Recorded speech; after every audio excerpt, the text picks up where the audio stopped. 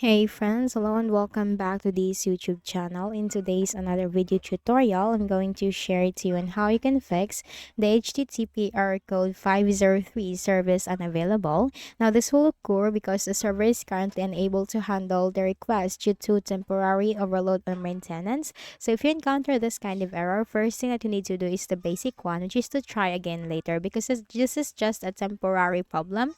So you just need to try again later or wait for a while, and if that helped you, then good, but if not, move to the next method. While you're on your browser,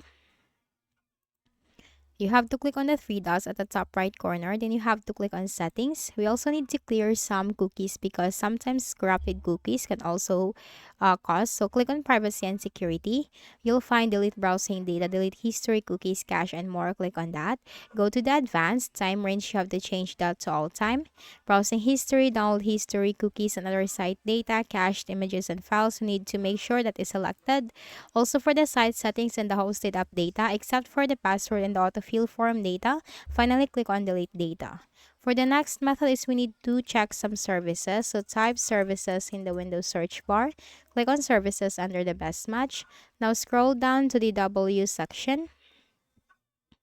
Here you'll find the WLAN autoconfig. Make a right click and then you have to select properties. Startup type, change that to automatic. Service status, if this is not yet running, you have to click on start.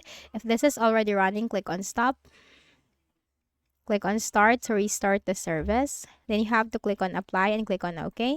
Also for the W1 autoconfig, make a right click, select properties, startup type, change that to automatic. Service status, if this is not yet running, click on start. If it is already running, click on stop. Click on start to restart the service. Then you have to click on apply, click on OK, and close this window. And you might just need to restart your Windows afterwards and open your browser. Then for the next method, we can also run some commands in the command prompt. So in the Windows search bar, type CMD. Click on run as administrator on the right pane. Now here, type these commands: IP config space / DNS, hit enter. Next command, NATSH space winsock space reset, hit enter.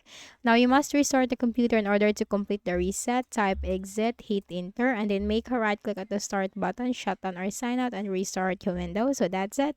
I hope this video helped you. Kindly please do not forget to hit the like button and subscribe to our channel for more videos and tutorials like this. Thank you for watching.